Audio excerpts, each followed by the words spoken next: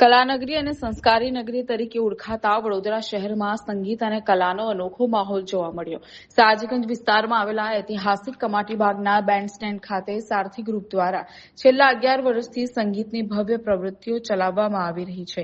આગામી સમયમાં એક જ દિવસે વર્લ્ડ મ્યુઝિક ડે, આંતરરાષ્ટ્રીય યોગા દિવસ અને ફાધર્સ ડેનો ત્રિવેણી સંગમ હોવાથી ગ્રુપ દ્વારા કમાટીબાગ ખાતે ખાસ સંગીત પ્રેક્ટિસ અને પૂર્વ ઉજવણીનું આયોજન કરવામાં આવ્યું.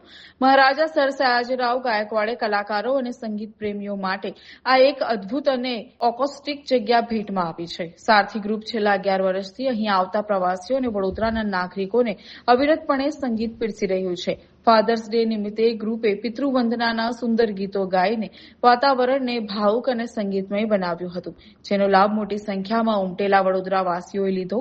ડીએનટીવી ન્યૂઝ સાથેની ખાસ વાતચીતમાં સિદ્ધરાજસિંહ ઝાલા બાપુએ વડોદરાવાસીઓને સંદેશ આપતા જણાવ્યું હતું કે વડોદરા એ કલા અને સંગીતની નગરી છે. અહીંના દરેક કલાકારને માન આપો અને તેમને સપોર્ટ કરો. વડોદરાની જનતાને અત્યાર સુધી અમને જે પ્રેમ આપ્યો છે તેવો જ પ્રેમ આગળ પણ આપતા રહે તેવી આશા છે. આ સંગીતમય સેલિબ્રેશનમાં મોટી સંખ્યામાં મોર્નિંગ વોકર્સ અને સંગીત રસિકો જોડાયા હતા. આ કમાટીબાગ બેન્ડ સ્ટેન્ડ છે અને અમે છે સારથી બેન્ડ. મારું નામ છે સિદ્ધરાજસિંહ ઝાલા અને આ જગ્યા પર અમે લોકો 11 વર્ષથી પબ્લિક માટે સર સયાજીરાવ ગાયકવાડે બહુ સરસ જગ્યા આપી રહી છે, બેન્ડ સ્ટેન્ડ આપી છે, જે અકોસ્ટિક છે અને ખાલી ને ખાલી સંગીત માટે છે, જે કલાકારો માટે છે.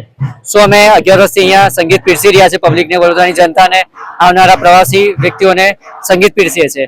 અને કાલે વર્લ્ડ મ્યુઝિક ડે છે તો એનું પણ સેલિબ્રેશન ચાલી રહ્યું છે. આવતીકાલે યોગા પણ છે. હાજી, કાલે યોગા, સાથે સાથે ફાધર દિવસ પણ છે.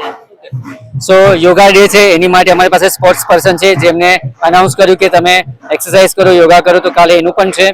ફાધર્સ ડે છે એના માટે અમે સરસ મજાના ગીતો ગાયા અને પબ્લિકને મજા આવી છે. તમે જોઈ રહ્યા છો, પબ્લિક ખૂબ એન્જોય કરી રહી છે. વડોદરાવાસીને હું મેસેજ આપવા માંગીશ કે આ કલાનગરી છે, આ સંગીત પ્રેમી નગરી છે. અહીંના જેટલા બી કલાકાર છે એને તમે પ્રેમ આપો, એને માન આપો, એમને સપોર્ટ કરો અને બસ તમે કલા પ્રેમી છો જ, એનું કોઈ ક્વેશ્ચનમાં કે કોઈ પ્રશ્ન છે જ નહીં. અને વડોદરાવાસીને કહીશું કે તમે જે પ્રેમ આપી રહ્યા છો બસ એવો પ્રેમ આપતા રહો અમને.